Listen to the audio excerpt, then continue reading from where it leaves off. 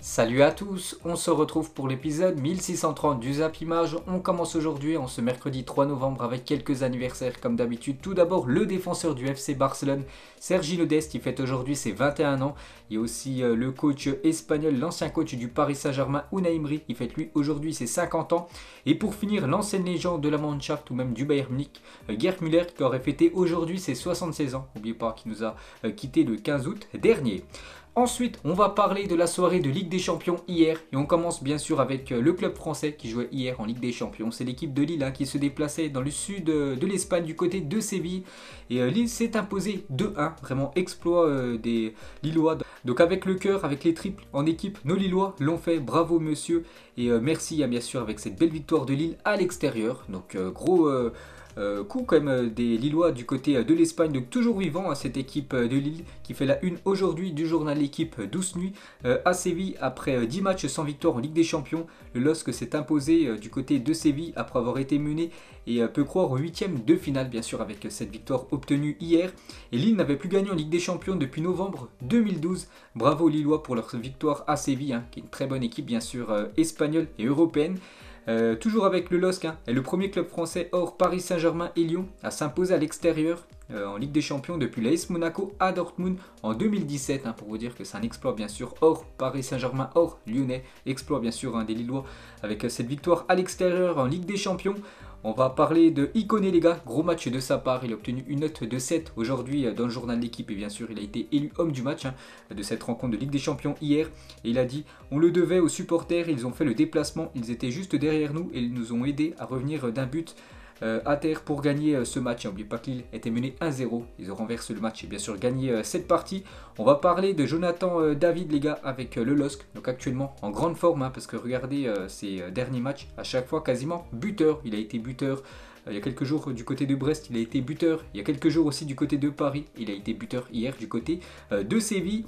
Et y avait-il pénalty pour le LOSC sur ce tacle de Delaney sur Jonathan David? Incroyable les gars, j'ai revu l'action sur les réseaux sociaux. Donc l'arbitre est parti voir l'assistance vidéo, donc la VAR. Et grosse surprise parce que l'arbitre de la rencontre n'a même pas sifflé penalty après avoir vu la VAR. C'est incroyable parce qu'il y a faute bien sûr. On peut même voir sur le Twitter Footballlog pour vous, est-ce qu'il y a penalty pour l'équipe de Lille, plus de 4000 votants et plus de 85% ont mis oui, bien sûr. Donc Lille, les gars, heureusement qu'ils ont gagné le match hier, parce que sinon ça aurait été bien sûr encore une énorme erreur d'arbitrage. Et toujours avec cette équipe du LOSC, quelle belle opération pour Lille. Du coup qui prend la deuxième place de ce groupe, on en parlera juste après. On va parler des jeunes Lillois qui jouaient la Youth League du côté de Séville, score final 0-0 entre ces deux équipes. Et l'autre match du groupe en Ligue des Champions, c'était Wolfsburg contre l'équipe de Salzbourg. Et c'est Wolfsburg qui s'est imposé 2-1 à domicile. Et expert 6 des 7 buts de Salzbourg en Ligue des Champions ont été inscrits cette saison sur coup de pied arrêté, plus que toute autre équipe pour cette équipe autrichienne. Et du coup un petit coup d'œil au classement de ce groupe G. Donc tout reste jouable, il reste 2 journées. Donc Salzbourg en tête 7 points, Lille deuxième 5 points, Wolfsburg 5 points et Séville actuellement dernier du groupe 3 points.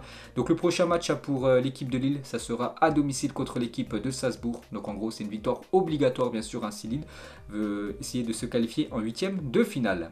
Ensuite, on va parler du FC Barcelone qui jouait hier soir du côté de Kiev. Donc j'ai fait un long débrief cette nuit pour ceux qui veulent un résumé complet du match. Donc le FC Barcelone s'est imposé 1-0 hier du côté de Kiev. Donc Ansu Fati, l'unique buteur du match. Donc encore un match brouillon de la part des Blaugrana. On va surtout retenir la victoire, une victoire très très importante.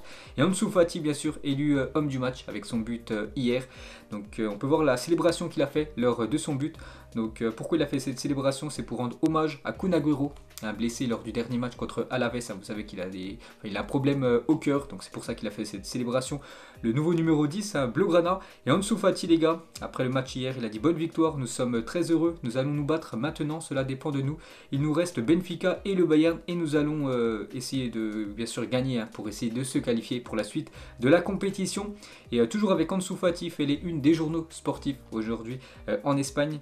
Donc là, une journal Mundo Deportivo, Fati goal, un but du 10 engage le Barça en Ligue des Champions. Ils seront au deuxième tour s'ils battent Benfica au Camp Nou lors du prochain match. Donc le premier triomphe des Blaugrana à l'extérieur de toute la saison. Dembélé est réapparu et l'anglais s'est blessé. Et toujours avec Ansu Fati, on peut voir aussi qu'il fait la une du journal Sport, vivant bien sûr cette équipe du FC Barcelone avec sa victoire hier. Et une victoire face au Benfica le 23 novembre prochain au Camp Nou permettra au Barça de se hisser en huitième de finale de Ligue des Champions. Donc voilà les gars, si le Barça s'impose lors du prochain match contre les Portugais du Benfica, le Barça sera deuxième de Ligue des Champions et verront les huitièmes de finale. Et l'autre bonne nouvelle les gars pour le FC Barcelone, c'est le retour de Ousmane Dembélé qui était de retour ce soir sur le terrain. Donc il a joué une vingtaine de minutes, il a été bon bien sûr, le joueur français, il a amené de la rapidité, il a aussi cassé des lignes, ce qu'on voyait très peu dernièrement du côté du FC Barcelone. Donc ça c'est un gros renfort bien sûr pour l'équipe Blaugrana. Une petite photo de Dembélé avec Jordi Alba à la fin du match hier. L'autre match dans le même groupe, c'est le Bayern Munich contre le Benfica. Et comme d'habitude, le Bayern Munich, les gars, gros match avec une grosse victoire, 5-2 encore. 5 buts inscrits par cette équipe du Bayern qui avait inscrit 5 buts aussi lors du dernier match de championnat contre l'équipe de Union Berlin. On peut voir les buteurs, Leroy Sané 1 but, Gnabry 1 but et Robert Lewandowski un triplé. Il aurait même pu marquer un quadruplé parce qu'il a tiré un penalty arrêté par le gardien. Le football est trop facile pour le Bayern Munich les gars, c'est tout simplement le rouleau compresseur munichois. Pour moi c'est le grand favori pour remporter la Ligue des Champions. C'est vraiment très très fort et c'est officiel, le Bayern Munich est qualifié pour les huitièmes de finale de la Ligue des Champions. C'est sûr, ils termineront en tête cette équipe du Bayern. Le bilan du Bayern Munich en Coupe d'Europe, donc 500 matchs disputés, 290 victoires, 105 matchs nuls, 105 défaites pour cette équipe du Bayern, que ce soit en Ligue des Champions ou en Europa League. Bon, on joue très rarement l'Europa League, sauf souvent bien sûr en LDC, cette équipe de Munich. Et on revient sur l'attaquant polonais Robert Lewandowski, auteur de nouveau d'un triplé hier, donc félicitations à lui. Et sans surprise, après son triplé, Lewandowski est élu une nouvelle fois homme du match du côté du Bayern. Et actuellement, c'est lui le meilleur buteur de cette saison en Ligue des Champions. On peut voir quand même, il y a beaucoup de joueurs qui ont marqué beaucoup de buts, mais Lewandowski en 4 matchs, c'est déjà 8 buts pour l'attaquant polonais Haller. L'attaquant de l'Ajax, c'est 6 buts. On peut voir que Salah, Ronaldo, eux, c'est 5 buts du côté du Bayern. Leroy Sané, un autre joueur de Munich, lui c'est aussi 4 buts. Toujours avec Lewandowski, donc sur ses 8 derniers matchs de Ligue des Champions, on peut voir qu'à chaque fois, il a été buteur, l'attaquant polonais.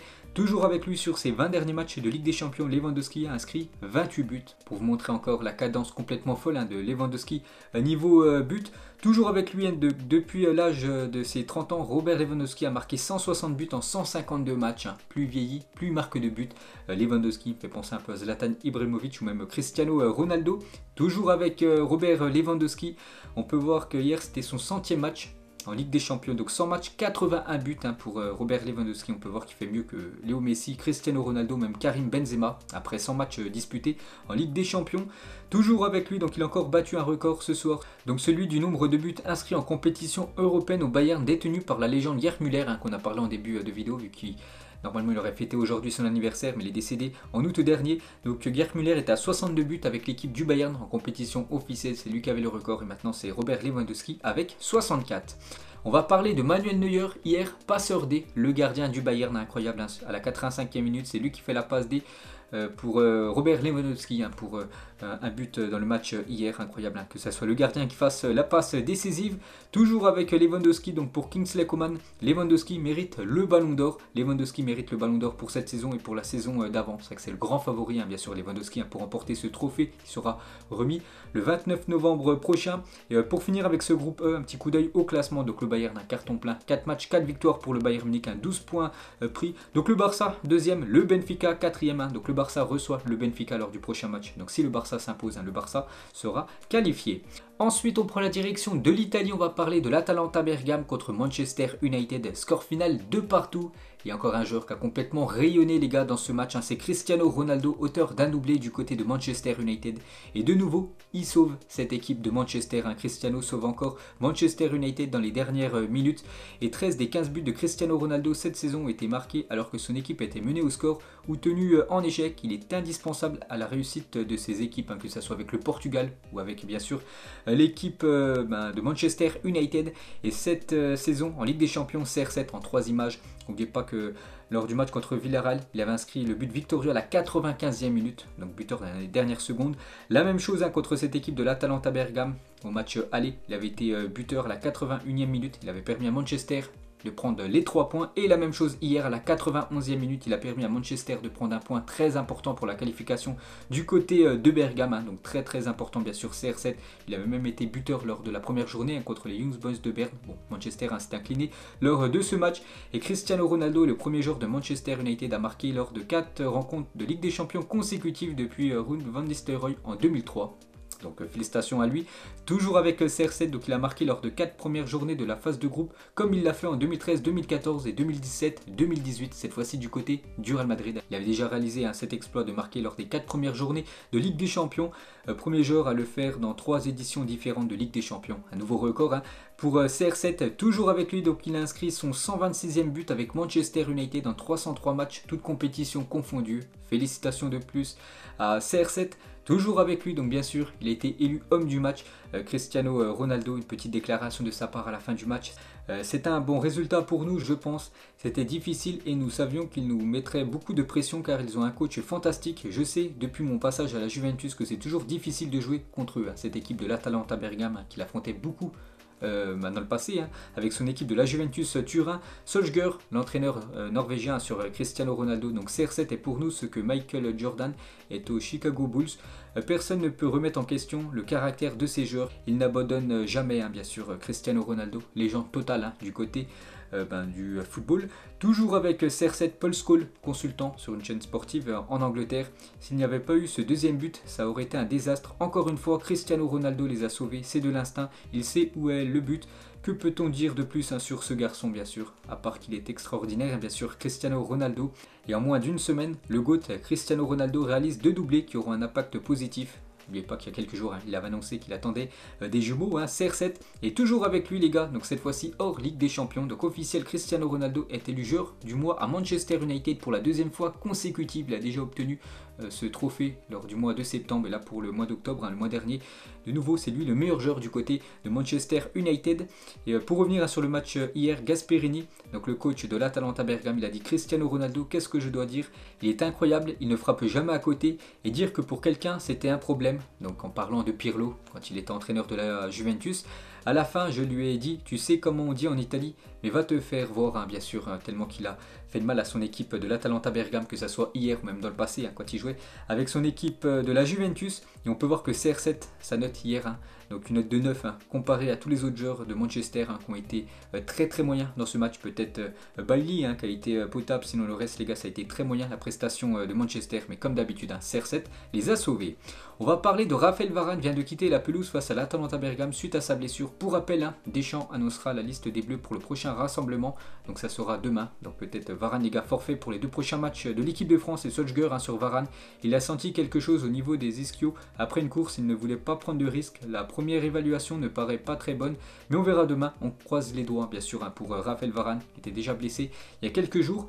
Et on va parler du gardien David De Gea, c'est complètement troué les gars sur un but hier de l'Atalanta Bergame. Hein. Encore une boulette hein, pour le gardien espagnol. Et Manchester United a effectué seulement un clean sheet sur ses 14 derniers matchs de Ligue des Champions. C'est très peu quand même. Hein. Donc sur ses 14 derniers matchs, 13 fois Manchester United a concédé un but en LDC. L'autre match dans le même groupe, c'était les Espagnols de Villarreal contre les Young Boys de Berne.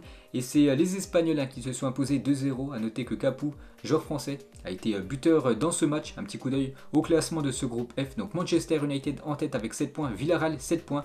On peut voir que l'Atalanta Bergame 5 points. Donc tout reste jouable bien sûr. Hein. Il reste encore 2 journées dans ce groupe. Et on termine les gars avec les 2 dernières affiches hier. Donc Chelsea, hein, le tenant du titre, hein, se déplaçait du côté de Malmo en Suède. Des victoires, des Blues, petite victoire 1-0, mais victoire au bout, une victoire très importante. Donc c'est le Marocain Hakim Ziyech, l'unique buteur du match. Donc il a marqué son premier but pour Chelsea depuis la Super Coupe de l'UEFA contre Villarreal en août dernier. Ça faisait longtemps qu'il n'avait pas été buteur, Ziyech. Et les meilleurs buteurs marocains en Ligue des Champions. Donc avec son but hier, il revient au même niveau que Marouane Chamakh, l'ancien bordelais, lui qui avait inscrit 8 buts en Ligue des Champions. Donc les deux maintenant, c'est les 2 meilleurs buteurs marocains en LDC. Et toujours avec Chelsea, on va parler de Edouard Mendy. Nouveau match sans prendre de but hein, pour le gardien sénégalais. Les 5 derniers matchs de Edouard Mendy contre Brentford, Malmo, Norwich, Newcastle et de nouveau Malmo à chaque fois. Un match sans prendre de but hein, pour Edouard Mendy, c'est incroyable. Donc il n'a concédé que 4 buts sur ses 16 derniers matchs de Ligue des Champions. 16 matchs de LDC, 12 clean sheets hein, pour Edouard Mendy. Donc c'est simple, hein, Mendy devient le premier gardien de l'histoire à réaliser cet exploit. Et dans le même groupe les gars, il y avait aussi la Juventus contre le Zénith. Et belle victoire de la Juventus 4-2. On peut voir les buteurs, Morata, Chiesa et Paulo Dybala, un doublé pour la pépite argentine. Donc qualifiée cette équipe de la Juventus qui a tout gagné cette saison en Ligue des Champions. Donc le contraste avec le championnat. Donc la Juventus en 11 journées de Serie A, c'est seulement 15 points. Et la Juventus en 4 journées de Ligue des Champions, 12 points. Le paradoxe, c'est que la Juventus, les gars, cartonne en Ligue des Champions. Et voilà, très moyenne en Serie A. Donc la preuve bien sûr avec cette statistique et efficacité maximale. La Juventus a remporté ses 4 premiers matchs disputés en phase de groupe de Ligue des Champions pour la 3e fois après 95-96 et 2004-2005. Donc en 95-96. Et aussi l'année des derniers sacres de la Juventus en Ligue des Champions. N'oubliez pas que cette équipe de la Juventus a remporté 2 fois la LDC dans son histoire. Et l'homme du match, les gars, c'est l'Argentin Paulo Dybala. Félicitations à lui, il a inscrit un doublé hier. Et Dybala a marqué son 3e but en 2 matchs de Ligue des Champions cette saison. Et on peut voir qu'actuellement c'est lui le 3e meilleur buteur du côté de la Juventus lors des matchs de groupe en LDC. Donc avec 18 buts pour Dybala, donc il y a toujours Trezeguet devant. Et Del Piero 42 buts lors des matchs de poule pour Alessandro Del Piero. Il a fait cette célébration les gars, Dybala hier. Pourquoi cette célébration? Il s'est allongé les gars. Donc Dybala a imité la célébration de Platini après l'avoir dépassé au classement des meilleurs buteurs de la Juventus en Ligue des Champions. Donc voilà pourquoi il a fait cette célébration, l'attaquant argentin hier. On va parler de Morata, lui aussi buteur hier, donc 23 buts, est devenu le 3e meilleur buteur espagnol en Ligue des Champions derrière Raúl 71 et Morientes 33.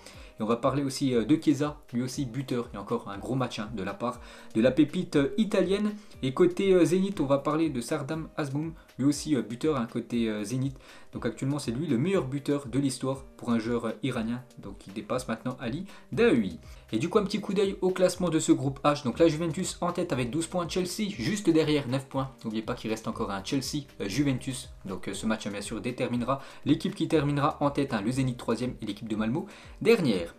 Ensuite, un petit coup d'œil du coup à tous les résultats de la soirée d'hier. Le programme de la journée, 2 affiches à 18h45. Milan contre l'équipe de Porto. Milan doit se ressaisir. Pour l'instant, c'est 3 matchs, 3 défaites pour cette équipe de l'AC Milan, qui est énorme en Serie A. Mais en Ligue des Champions, c'est une catastrophe. Et le Real joue contre l'équipe du Shakhtar à 18h45. Sinon, regardez le gros programme ce soir à 21h. Le PSG se déplace du côté de Leipzig. On va parler juste après. Liverpool reçoit l'Atlético Madrid. Dortmund reçoit l'Ajax. Le Sporting reçoit l'équipe du Beşiktaş. Donc on revient sur ce match du Paris Saint-Germain qui se déplace ce soir du côté de l'Allemagne. Et le groupe de Paris pour affronter Leipzig. Donc je vous l'avais dit hier les gars, c'était quasiment sûr. C'est bien officiel, Messi est forfait, il n'est pas dans le groupe du Paris Saint-Germain pour ce déplacement du côté du RB Leipzig.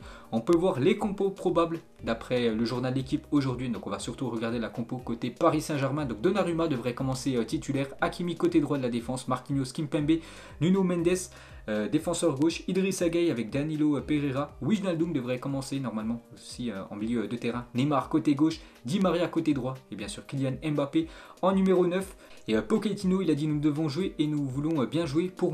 Pour nous la performance n'est pas assez bonne mais je pense que nous devons donner du crédit aux joueurs. Donc il a dit ça en conférence de presse hier, c'est que le jeu du Paris Saint-Germain très brouillon, on verra ce que ça va donner ce soir. N'oubliez pas que le PSG avait galéré lors du match aller contre les Allemands de Leipzig et Wijnaldum lui aussi, conférence de presse hier, peut-être titulaire ce soir, le milieu néerlandais. Nous avons déjà montré que nous sommes là pour nous battre et gagner le match. Nous espérons pouvoir gagner les matchs plus facilement qu'en ce moment. Il y a un bon esprit d'équipe et je pense que vous avez besoin de cela si vous voulez aller loin. C'est que le Paris Saint-Germain les gars s'impose souvent, mais souvent dans la douleur, à l'arrache les victoires. Il faut vraiment un match référence du côté de Paris cette saison. Et côté RB Leipzig, donc on ne va pas changer grand chose, seulement quelques petits détails, prévient Jess Marsh, donc le coach du RB Leipzig, qui avait été déçu bien sûr par rapport aux résultats lors du match aller. Il a dit on peut gagner ce match contre le Paris Saint-Germain ce soir. Et l'arbitre de la rencontre les gars, donc c'est un arbitre suédois, il s'agit de Andreas Ekberg, donc il a 36 ans, c'est lui qui arbitrera ce soir le match entre Leipzig et le PSG.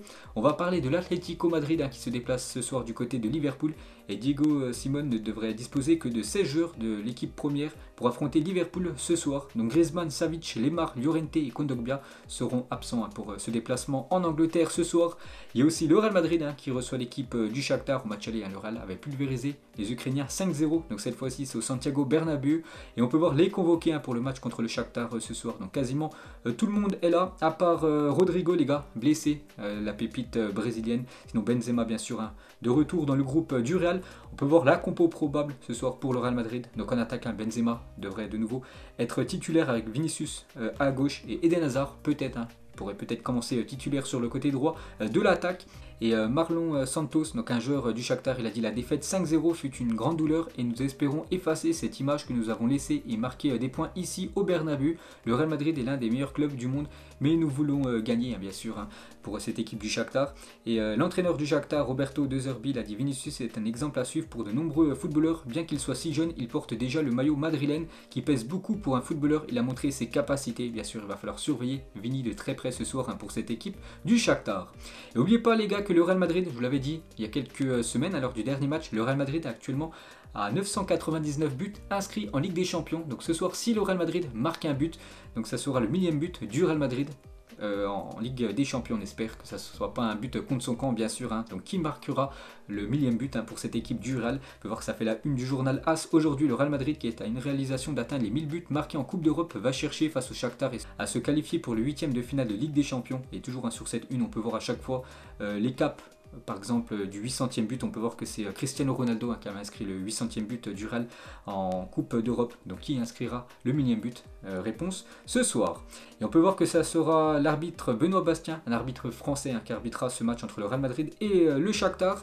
Ensuite les gars, on va parler rapidement d'Antonio Conte avec Tottenham. C'est bien officiel, je vous l'avais dit hier. Donc l'entraîneur italien débarque du côté de l'Angleterre. Donc Conte s'est engagé avec Tottenham jusqu'en 2023 avec une année en option. Il a dit je suis extrêmement heureux d'entraîner à nouveau et surtout de le faire dans un club de première ligue qui a l'ambition d'être à nouveau un protagoniste et bien sûr essayer de remporter un trophée. Ça fait longtemps que Tottenham n'a pas remporté de trophée, on va parler après.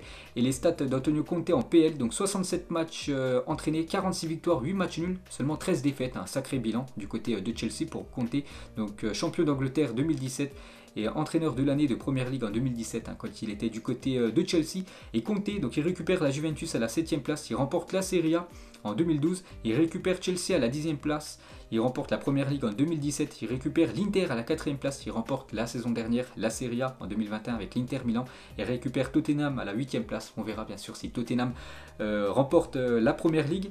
Et cela fait désormais 5000 jours que Tottenham n'a pas gagné 2 trophées. Il s'agissait du League Cup en 2008, leur dernière Première Ligue remportée date quant à elle de la saison 1960-1961. Donc voilà l'énorme exploit bien sûr qu'Antonio Conte doit réaliser du côté de Tottenham. Et pour finir les gars, ce Zap Image, on termine bien sûr avec le pronostic ce soir du match entre le Leipzig et le Paris Saint-Germain. Mettez-moi un prono en commentaire. Donc moi je vais rester sur ce que j'ai dit lundi soir dans la vidéo pronostic. Je vois une victoire du Paris Saint-Germain.